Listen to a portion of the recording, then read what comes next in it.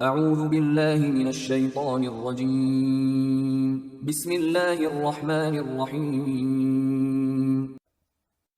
سورہ یوسف آیات نمبر 50 تا 57 میں حضرت یوسف علیہ السلام کا قید خانے سے طلب کیا جانا، حضرت یوسف علیہ السلام کا خواب کی صحیح تعبیر بتانا، بادشاہ کی طرف سے ان کو خزانے کا محافظ مقرر کیا جانا۔ اعوذ باللہ من الشیطان الرجیم وقال الملک ائتونی بہ۔ یہ تعبیر سن کر بادشاہ نے حکم دیا کہ یوسف کو میرے پاس لے آؤ۔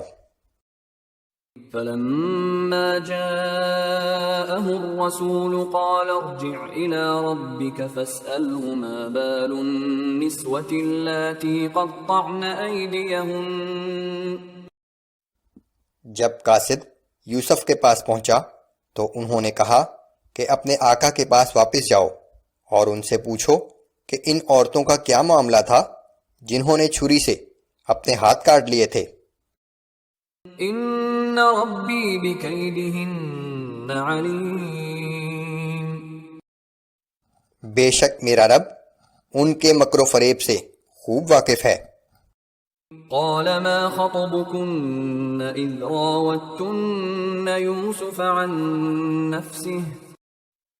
بادشاہ نے عورتوں سے پوچھا کہ اس واقعے کی کیا حقیقت ہے جب تم نے یوسف علیہ السلام کو اپنی طرف مائل کرنا چاہا تھا۔ قلنا حاش للہ ما علمنا علیہ من سوء۔ سب عورتوں نے کہا کہ اللہ پاک ہے، ہم نے یوسف علیہ السلام میں کوئی برائی نہیں دیکھی۔ قالت امرأة العزيز الآن حصحص الحق أنا راودته عن نفسه وإنه لمن الصادقين۔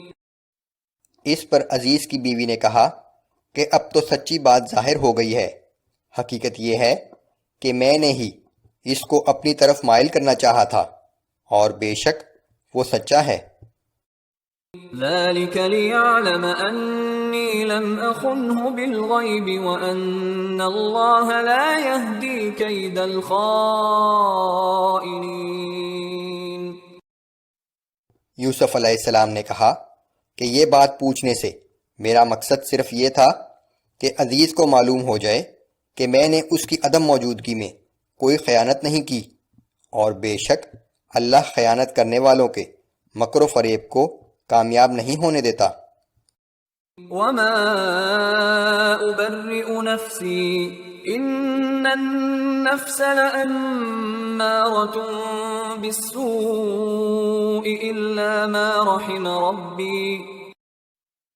میں اپنے نفس کی پارسائی کا دعویٰ نہیں کرتا، بے شک انسان کا نفس تو اسے برائی ہی پر آمادہ کرتا ہے سوائے اس کے جس پر میرے رب کی رحمت ہو۔ ان ربی غفور رحیم۔ بے شک میرا رب بڑا بخشنے والا اور ہر وقت رحم کرنے والا ہے۔ وقال الملك ائتوني به استخلصه لنفسي۔ بادشاہ نے حکم دیا کہ یوسف کو میرے پاس لاؤ، میں اسے اپنا مصاحب خاص بناؤں گا۔ فلما كلمه قال إنك اليوم لدينا مكين أمين۔ پھر جب یوسف علیہ السلام سے گفتگو کی تو کہا کہ آج سے تم ہمارے ہاں صاحب منزلت اور صاحب اعتبار ہو۔ قال اجعلني على خزائن الأرض إني حفيظ عليم۔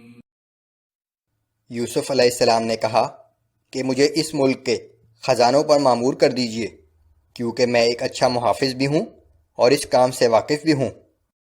وَكَذَلِكَ مَكَّنَّا لِيُوسُفَ فِي الْأَرْضِ يَتَبَوَّأُ مِنْهَا حَيْثُ يَشَاءُ۔ اور اس طرح ہم نے یوسف علیہ السلام کو اس سرزمین میں اقتدار بخشا کہ جہاں چاہے اس میں اپنی جگہ بنائے۔ نصيب برحمتنا من نشاء ولا نضيع أجر المحسنين.